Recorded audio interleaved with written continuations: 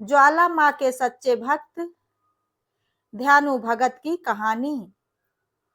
ध्यानु भगत यह एक ऐसा शब्द है जो हर किसी ज्वाला देवी के भक्त को पता है, क्योंकि जब भी हम माता ज्वाला देवी का ध्यान करते हैं तब हमारे मन में ध्यानु भगत की छवि भी अवश्य ही आती है। ध्यानु भगत का जन्म एक गरीब परिवार में हुआ था। उनके जन्म लेते ही ध्यानु भगत के माता पिता स्वर्ग लोक सिधार गए थे। इस बात पर सारे गांव वाले ध्यानु भगत को मनहूस कहने लगे थे। और तो और गांव का कोई भी बच्चा अब ध्यानु के साथ नहीं खेलता था। माता पिता का देहांत हो जाने के कारण ध्यानु भगत का पालन पोषण एक पंडित जी ने किया था। वो पंडित जी ज्वाला माता के अनन्य भक्त थे और उनकी अनन्य भक्ति का ही परिणाम था जो कि ज्वाला माँ की ध्यानु भक्ति पर इतनी कृपा थी। ऐसा इसलिए क्योंकि जब कभी भी ध्यानु पंडित जी से अपनी माँ के विषय में पूछता था तब पंडित जी कहते थे कि तेरी माँ तो साक्षात ज्वाला माँ है। पंडित जी की ये बात सुनकर ध्यानु एक बार माता रानी की शरण में बैठ गया और सच्चे मन से माता को पुकारने लगा। पुकारते हुए कहने लगा कि हे माता, मेरे बाबा कहते हैं कि आप मेरी जननी हैं। यदि यह सच है तो आप मुझसे मिलने क्यों नहीं आती हैं? मुझे अपने सीने से क्यों नहीं लगाती हैं? देवी कृपया करके यदि आप मेरी माता हैं तो मुझे सीने से लगा लो। मैं माता का सुख भोगना चाहता हूँ। अपने बालक की पुकार सुन जगत जननी ज्वाला माता अपने पुत्र के सम्मुख प्रकट हुई और ध्यानु को अपने सीने से लगा लिया। समय बीता और अब वह नन्हा सा बालक बड़ा हो गया था और अब ज्वाला देवी की विशेष कृपा ध्यानु के ऊपर थी। माता के आशीर्वाद से ध्यानु हर किसी के कष्टों को हरता था। माता के जगराते भी वह यथाशक्ति करवाता था। देवी माँ की असीम कृपा से ध्यानु हर किसी के दुखों का निवारण भी करता रहता था। उसे किसी से भी कोई वैर नहीं था। एक बार ध्यानु समस्त गांव वालों के साथ माता ज्वाला देवी के दर्शन करने के लिए जा रहा था, लेकिन इतना बड़ा बल देखकर अकबर के सिपाहियों ने दिल्ली के चांदनी चौक में उन्हें रोक लिया और फिर ध्यानु भगत को अकबर के दरबार में लाया गया। अकबर ने ध्यानु से पूछा, तुम इतने लोगों को लेकर कहाँ जा रहे हो? तब ध्यानु ने हाथ जोड़कर उत्तर दिया, हम ज्वाला माँ देवी के दर्शन के लिए जा रहे हैं और ये सभी लोग उनके भक्त हैं और हम तीर्थ यात्रा पर हैं। उत्सुकतावश अकबर ने पूछा, ये ज्वाला माँ कौन है और उनके दर्शन करने से क्या होता है? ध्यानु भगत ने समझाया, ज्वाला माँ संसार की निर्माता और पालनहार हैं। वो अपने सच्चे भक्तों की प्रार्थना सुनती हैं और उनकी मनोकामनाएं भी पूर्ण करती हैं। उनके मंदिर में बिना तेल के निरंतर ज्योति जलती रहती है। हम हर साल उनके दर्शन के लिए जाते हैं। अकबर ने संदेह करते हुए कहा, मैं तुम्हारी ज्वाला माँ की शक्ति पर कैसे विश्वास कर सकता हूँ? यदि तुम सच्चे में अपने ज्वाला माँ के सच्चे भक्त हो तो मुझे भी अपनी ज्वाला माँ का कोई चमत्कार दिखाओ, तभी मैं विश्वास करूंगा। ध्यानु भगत ने शांति पूर्वक उत्तर दिया, महाराज, मैं तो माता का एक बहुत ही तुच्छ सेवक हूँ।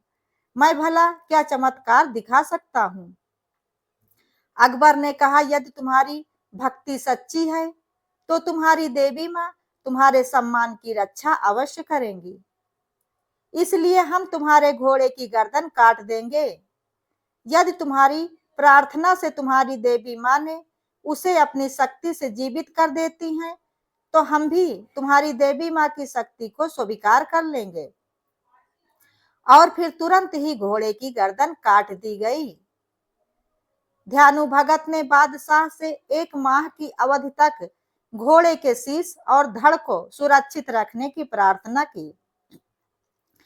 तो अकबर ने उसकी यह प्रार्थना स्वीकार कर ली और उन सभी को अपनी तीर्थ यात्रा जारी रखने की अनुमति भी दे दी। ध्यानु भगत और माता के अन्य भक्त ज्वाला माँ के मंदिर पहुंच गए, जहां पर उन्होंने रात भर वैष्णो माता की पूजा अर्चना की। और अगली सुबह ध्यानु भगत ने प्रार्थना की और कहा कि हे माँ, आप तो सर्वज्ञ हैं, इसलिए आप तो सब जानती ही हैं कि राजा ने मेरी भक्ति की परीक्षा ली है। कृपया करके मेरे घोड़े को पुनः जीवित करने की कृपा करें, अन्यथा मैं अपना सर आपके चरणों में अर्पित कर दूंगा। वहां सन्नाटा सा छा गया और तभी ध्यानु भगत ने अपना सिर काट कर देवी को अर्पित कर दिया। और ठीक उसी समय ज्वाला माँ प्रकट हुई और ध्यानु भक्त का सर धड़ से जुड़ गया। भक्त जीवित हो उठा और फिर माता ने घोड़े के सर को भी जोड़ दिया और पुनः वह जीवित हो गया।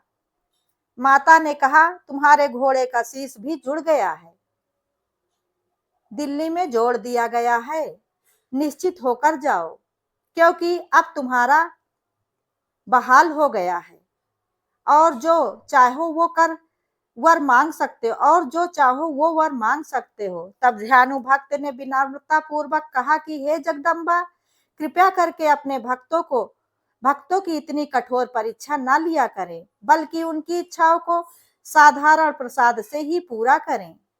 माता ने तथास्तु कहा और कहा कि अब से मैं शीश के स्थान पर केवल शरीर की भेंट व सच्चे हृदय से की गई प्रार्थना द्वारा ही मनोकामनाओं को पूरी करूंगी। ये कहकर माता अंतर्ध्यान हो गई। इधर तो ये घटना घटी और उधर दिल्ली में जब मृत्यु घोड़े का शीश धड़ से माता की कृपा से अपने आप जुड़ गया और वह जीवित हो उठा, तो सब दरबारियों सहित बादशाह अकबर भी आश्चर्य में डूब गए। बादशाह ने अपने सिपाहियों को ज्वाला माता जी के मंदिर भेजा और सिपाहियों ने वापस आकर अकबर को सूचना दी कि वहां जमीन से आग की लपटें निकल रही हैं। शायद उन्हीं की ताकत से ये करिश्मा हुआ है। अगर आप हमें आदेश दे तो हम उसे बंद करवा दे। अकबर ने स्वीकृति दे दी, परंतु कुछ इतिहासकारों का मानना यह भी है कि अकबर की स्वीकृति के बिना ही शाही सिपाहियों ने ऐसा किया था। कहा जाता है कि शाही सिपाहियों ने सर्वप्रथम माता की पवित्र ज्योति की ऊपर लोहे की मोटे मोटे तावे रखवा दिए, परंतु माता ज्वाला देवी की दिव्य ज्योति तवे को फाड़कर ऊपर निकल आई थी। इसके पश्चात एक नहर का बहाव उस ओर मोड़ दिया गया, जिससे नहर का पानी निरंतर ज्योति के ऊपर गिरता रहा, परंतु फिर भी ज्योति का जलना बंद नहीं हुआ। तो फिर शाही सिपाहियों ने अकबर को सूचना दी कि ज्योति का जलना बंद नहीं हो पा रहा है, हमारी सारी कोशिश नाकाम हो रही है। अब आप जो भी मुनासिब समझे वह करें। अकबर ने अपने दरबारी विद्वानों से सलाह ली, तो उन्होंने उन्हें मंदिर में जाकर देवी को उचित प्रसाद चढ़ाने की सलाह दी। उनकी सलाह को स्वीकार करते हुए 1.25 मन पक्का सोने का भव्य छत्र तैयार हुआ। फिर वह छत्र अपने कंधे पर रखकर नंगे पांव चलकर अकबर ज्वाला जी के मंदिर पहुंचे और दिव्य ज्योति के दर्शन किए। मस्तक श्रद्धा से झुक गया। अपने मन में पश्चाताप होने लगा और कहने लगे कि हे माँ, मैं आपको 1.25 मन पक्का सोने का भव्य छत्र भेंट स्वरूप चढ़ा रहा हूँ, जो कि आज तक किसी राजा ने आपको 1.25 मन पक्का सोने का भव छत्र भेंट नहीं किया होगा। कृपया करके मेरी भेंट स्वीकार कीजिए। परंतु अकबर के घमंड भरे शब्द बोलते ही छत्र पर एक दिव्य ज्योति प्रकट हुई और फिर अकबर के हाथों से छत्र छूटकर जमीन पर नीचे गिर गया। और जैसे ही वह छत्र गिरा, वह सोने का नहीं रहा, किसी विचित्र धातु का बन गया, जो ना लोहा था, ना पीतल, ना तांबा और ना ही अन्य कोई धातु। अर्थात देवी मां ने अकबर की भेंट अस्वीकार कर दी। इस चमत्कारी दृश्य को देखकर अकबर ने अनेक प्रकार से स्तुति करते हुए माता से क्षमा की भीख मांगी और अनेक प्रकार से पूजा करके दिल्ली लौट आए और आते ही सिपाहियों को आदेश दिया कि सभी भक्तों से प्रेम पूर्वक व्यवहार करने का आदेश दिया। और कहा जाता है कि अकबर बादशाह द्वारा चढ़ाया गया खंडित छत्र ज्वाला माता के दरबार में आज भी पड़ा देखा जा सकता है, जो देखने से बिल्कुल भी सोने का प्रतीत नहीं होता है, ना ही किसी भी अन्य धातु का प्रतीत होता है। वो क्या है, किस धातु का है, इसका पता आज तक कोई भी नहीं लगा पाया है। दोस्तों, अगर आप लोगों को मां ज्वाला की यह कहानी पसंद आई हो तो वीडियो को लाइक, शेयर, कमेंट जरूर करें और ऐसी ही ज्ञानवर्धक और धार्मिक जानकारियों एवं कथा कहानियों के लिए चैनल को सब्सक्राइब करें। वीडियो अंत तक देखने के लिए धन्यवाद।